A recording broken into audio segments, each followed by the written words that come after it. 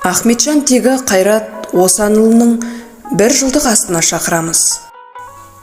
Еске аламыз, сағынамыз өзіңді. Бір жыл болды, көздің жасы төгілді.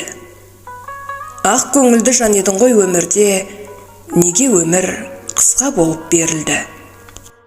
Шаңырағымызға түскен ауыр қайғыға ортақтасып, бас сүйеген ағайын туыс, құда жекжат, дос жаран, көрші көлем, құрдастарға алғысымызды білдіре отырып, сіздерді асыл жар, асқартау әке, Осанұлы Қайраттың рухына бағышталған жыл толу еске алу дұға дастарханына шақырамыз. Өтетін жері Тараз қаласы, Төле би көшесі 82, Гранд Роял мейрамхана.